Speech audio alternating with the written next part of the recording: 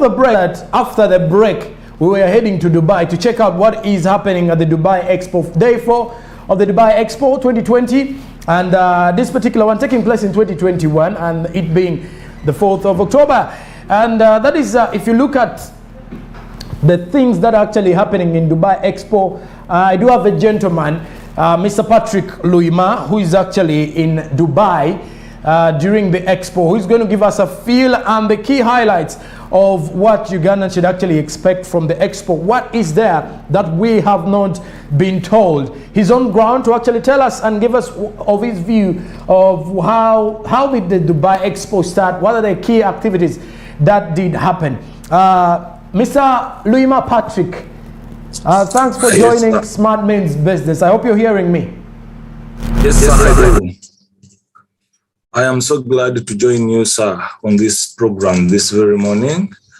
As you've said, I'm Patrick Luima, live from Dubai. However much the event for today is not yet on, and therefore I'm still not out to the field, but still can paint a picture to the whole world and to Uganda. Hello? A viewer here would want to know. First, take us through the feel in Dubai. First of all, what happened on day 1 of the Expo? Actually, the day 1 exactly was the opening ceremony of the day that happened, of the Expo, that happened on the evening of 30th, the previous month, to usher us into the first day, which was exactly 1st of October when the Expo started. But the first day of the Expo was the 30th when we had the opening ceremony. Take us through, okay, now day 1, away from day 1, Ugandans have actually had issues with Uganda's, let me say, what Uganda actually had to showcase during the National Day of Uganda on Sunday. What is your view on that? What were the expectations?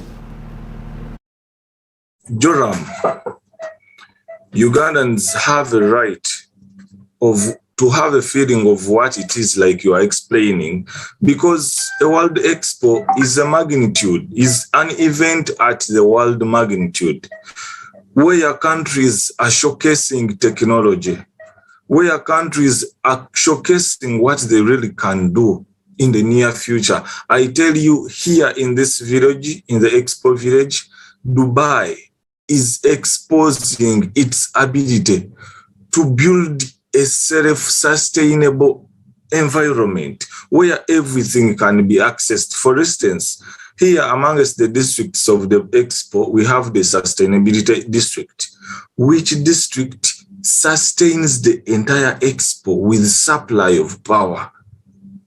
Power being collected from the nuclear energy, from the solar energy. The panels that sustain this village, it is a very big village, around 1,000 hectares, but the supply of power is within this village.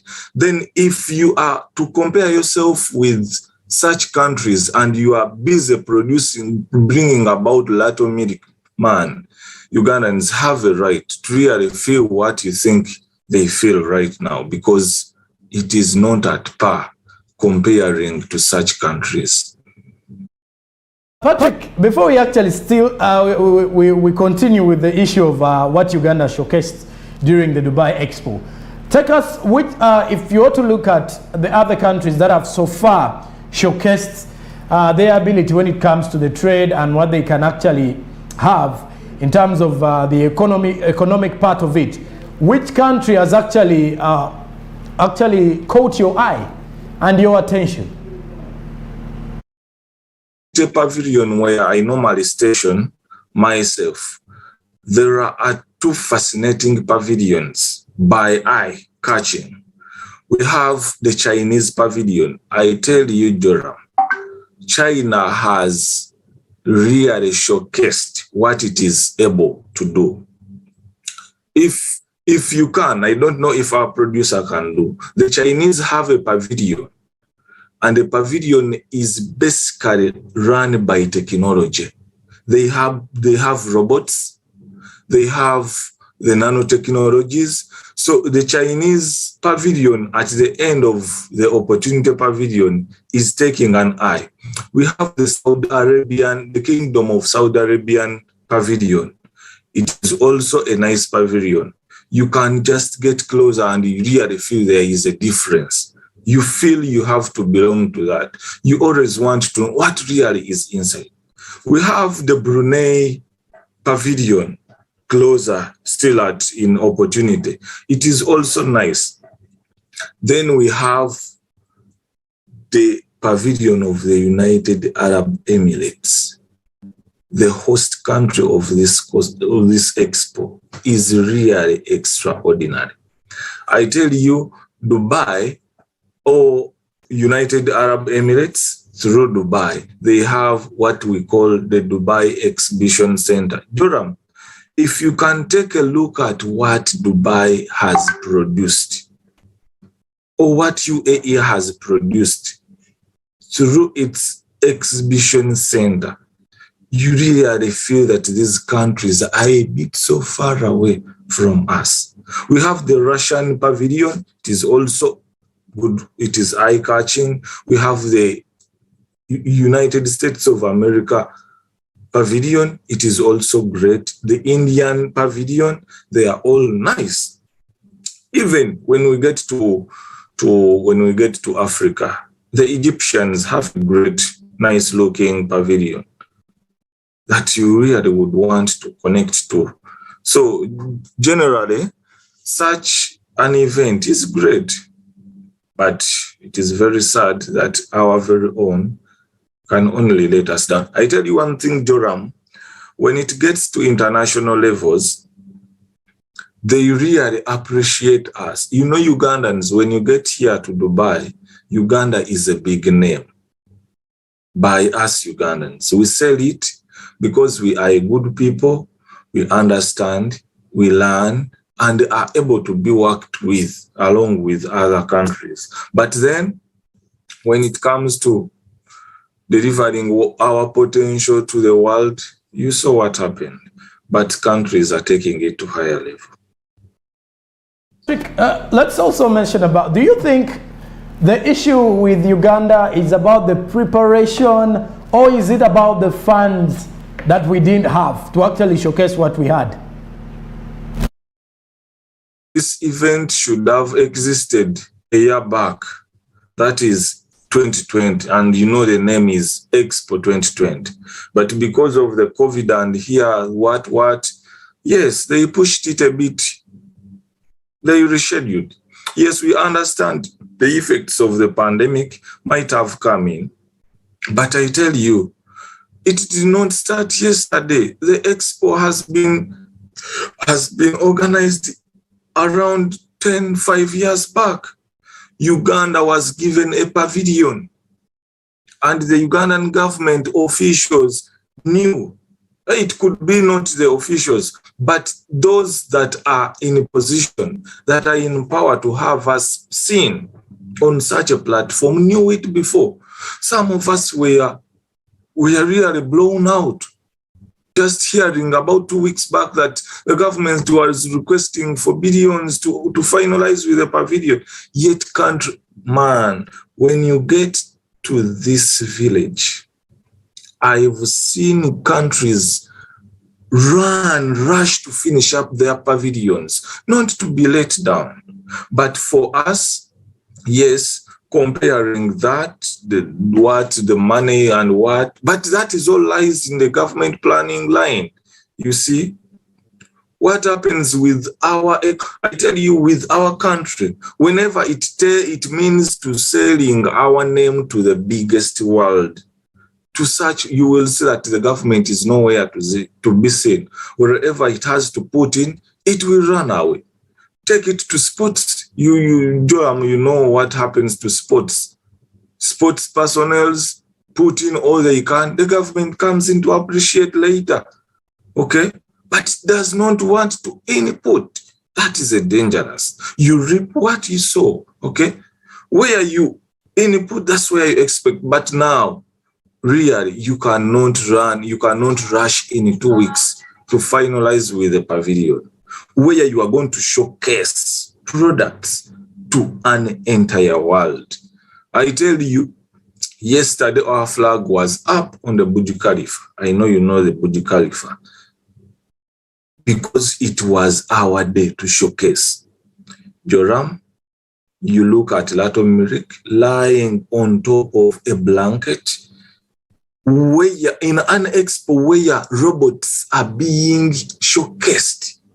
Robots are being showcased to be leading at the forefront, and we are having blankets. Man, the Ugandan government has to watch out. Even the official, the lesu, the pallets, and also we had some drums there. Because it is our culture. You know, in the expo, we showcase culture and other abilities. Our culture is a bit unique. I tell you, they accept that the Ugandan culture is a unique culture. The dance, the customs, the traditions, that they do respect it. Okay? And by the way, I had a feeling we could have just chosen to go culture, because that we could satisfy people. We couldn't get to the products because we can no longer do anything. Joram, countries are a bit so far away from what we showcased. Okay, we would go dancing, we would correct the various dances at home, give it time. People would produce at such a magnitude, and we would feel, but with products, we lost it all. I also had a feel that maybe we have some tiles that are being made in Kapeka. Those are some of the items that I thought were going to be showcased. Talk about the Kira motors here in Uganda. I thought those are some of the things that we are also going to showcase. Also the Simi phones that are being made in Uganda, and maybe also some of the culture part of it. But I want to understand something. What I want to know, how are you feeling as the Ugandans on ground? Because the Ugandans here, I know you've been through social media and you've seen how Ugandans were ranting over the government and actually saying the government is quite unserious with the way it actually carries out these things. I want to know, how did you Ugandans who are on the ground feel about this, and being the fact that we even have a number of cabinet ministers in Dubai?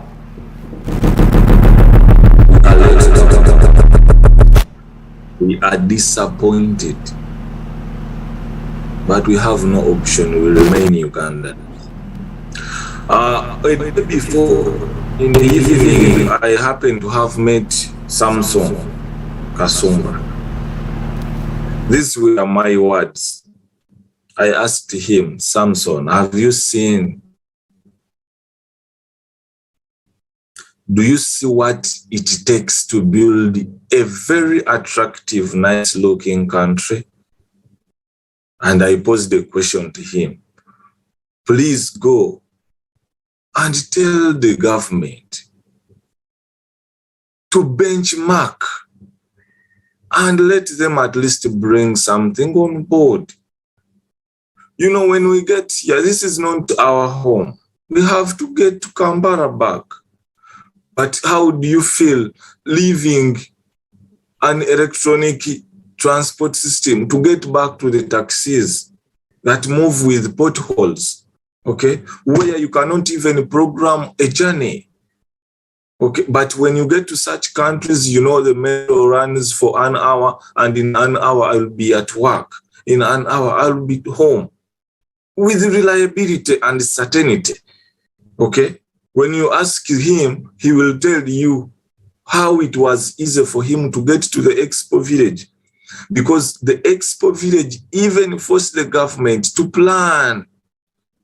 It even created an independent metro line. You know, with Dubai, transport is government owned. An independent metro line to ease movement for people to get to and from the Expo village.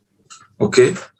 But when we get to home, my God, you feel like you just don't want to stay home. Yet you know that East or West home is best. So for us here in Dubai, just like you saw the social media rants, we are disappointed. This is not what we deserve as Ugandans. We would call upon the government, much as it puts more energy in looking at how it stays in power, how it fights the opposition and the what. For instance, now, it is the leader, it is our president who has taken pictures showcasing Lato Milik. Lato Milik, can you imagine a leader?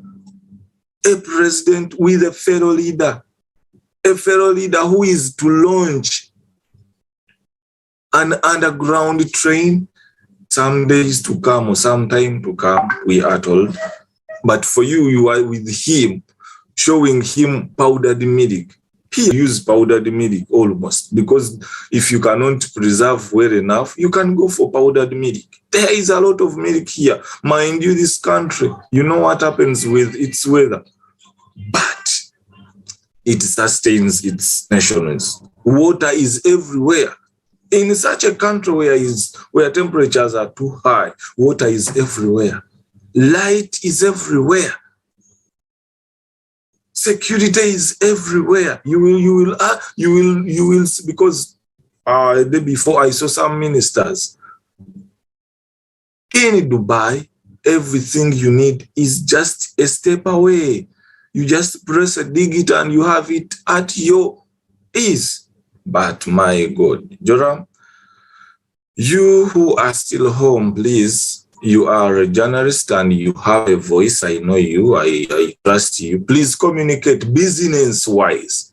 Let's have an environment where everyone, you know, the reason why Dubai and the UAE are getting to a strong economy type country is they accommodate experts. Expertise. You will find a Chinese heading a company here, and the company is of the government of Dubai. You will find a Russian running a business on behalf of the government, but in Uganda, it is just a clique of people who even have no capacity to run particular sectors. So let's wait and see what happens. There's something I've actually noticed before I even went on air, as we are trying to connect to you on Zoom. I managed to notice that the internet connection there seems to be a very good one. How true is that? Need here. Wherever you are, there are free hotspot. They are free, even here, even when you go to the Expo village, every pavilion has a Wi-Fi connect. It is a requirement. You cannot operate without Wi-Fi because business in Dubai is online. You know, because the temperatures are so high, people don't want to be in hot temperatures. Someone wants to, in fact, here, businesses are delivered online. You just type on your phone and you will get what you want. Okay? Every business is done online. So internet connectivity, I tell you, the Expo village has, wherever you are, because now in Dubai, there is reliability to service delivery. When you want to talk to the police, it is your phone. You will get services. If you want to talk to the ambulance system, yes. If you want to do everything, police, everything, whether you are an Arab or you are a visitor, as long as you make a call, service will be availed to you just by a call. Internet connectivity is a basic requirement here. But when you get to Kampala, I think I'm only left with 3 minutes with you, so I just want you to help me understand. I do hear stories that Dubai is a party city, and all the time is party time in Dubai because of the beautiful scenery there. First, give me a feel of Dubai, because I think later on in the week I'll have to come back to you and maybe you give me a ground feel from the Expo, because I guess because today I think it has actually taken time before the Expo has started. Day 2, that is day 4, I think. But now first take me through, how is Dubai as a city? As a city is a tourist, hospitable and accommodative country. It receives people from all over the world. Yes, like you say that it is a party city, everything is there. it is up to you as a person to choose whichever way to go. It is a free economy city. You do whatever you want, Joram. So if you feel like you want to go partying, yes, you'll go. There are a few restrictions because, this is a Muslim country. You cannot have beer open. You cannot buy beer. Okay, you just have to go somewhere restricted with permission. You take your beer and go sleep. Okay, but it is everything you want here. It is just up to your ability, the pockets, and how you can sustain yourself. That matters a lot. And maybe for a visit. How much do I need in Ugandan currency? The visa is just 900 dirhams. That is 900,000 in our currency. Then the ticket, it depends on the flight company you have chosen. It depends on the dollar rate, but I don't think you can go to 3M. It is around 2.5 or 1.2 as for a ticket. Then compare the visa as well combined. Yeah, then when it gets home, the tours and travel companies would want to get it. And I don't think you can go beyond 2M. So 3 months visa is 900 dirhams. That is 900,000 in Ugandan currency. Thank you for joining us on Smart Means Business. Later on in the week, I would actually come back to you on another Zoom interaction. So as you give us the feel of what is in Dubai, but at least you've at least highlighted the first days of Dubai, and trust me, we've actually enjoyed every bit of it. Thank you very much for joining us, Patrick. Talk to fellow Ugandans through smart business. I wish you well and have a good week. Thank you. Aloima Patrick, who is in Dubai currently, and he has actually said day 4 of the Expo, day 5 of the Expo, I think, has not kick-started off as of now. If I'm not, no, this is day 4 of the Expo, has not kick-started as of now because they're still in preparations. One of the things that he has actually highlighted that have excited me most probably is the fact that in Dubai, there is free Wi-Fi everywhere because businesses are delivery-based businesses, like he did mention. And if you're running delivery-based businesses, these are businesses that are running online. Here, definitely, we'll be telling people, try to drive your business to the online platforms. And most probably, most people are already doing so. But the biggest problem Ugandan businesses are finding online is the data or the internet charges that are attached to it. In Dubai, you can see there is a free Wi-Fi, free hotspots everywhere, each and every day, because these businesses are facilitated from there. Most people do not want to actually go out of home to do business. They want to stay at home and carry out the business. We were still looking at the highlights of the Dubai Expo 2020. One may ask, why is it called the Dubai Expo 2020? The Dubai Expo 2020 was supposed to take place last year. However, due to the pandemic and the travel restrictions from different destinations and countries, and because different countries were looking for the vaccinations, and remember, Dubai is one of those areas which is more of a joint area where most business people meet. It is like a meeting point for the business areas. It needed everyone to go there as when you're already vaccinated. That is why you've seen that they had to wait for the vaccines to come out for the Expo to actually prevail, but it remained with the tagline Dubai Expo 2020. Meanwhile, it's going to happen from the 1st of October, as it started off already, till the 31st of March 2022. It is a six-month Expo that is actually going to be taking place each and every month from this time till the month of March 2022. So clearly as an opportunity for the Ugandans to showcase. As I've actually been going through my timeline from Twitter, most Ugandans were not really happy.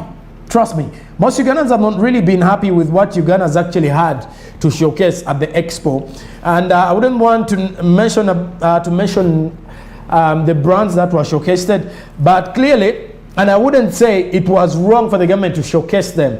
To me, it is either way a good importance. Like Patrick has actually mentioned, that in Dubai, there is plenty of market for powdered milk. So if at all Lato milk was showcased, I don't know why I'm getting off my English with showcased here. Among the items that were showcased in Lato powder, which is powdered milk, is the fact that if we can actually have market for those products in Dubai, it is a good one for the producers of Lato milk here in Uganda. And also talk about Kayoza tea, because literally it being Kayoza tea or the Kayoza tea bags is that when you're making milk tea, you have to put the tea in the milk to make it sound tea. Like I did say, like here, I normally take my tea because every time is tea time, trust me. And coffee is always a good idea. So if I told you you're sipping coffee at this time, man, you're lucky, I will definitely say. But for all those who are waiting to see the highlights from the Dubai Expo, we shall clearly give you a feel of the Dubai Expo. Just stick around to Smart Means Business and Smart 24 TV.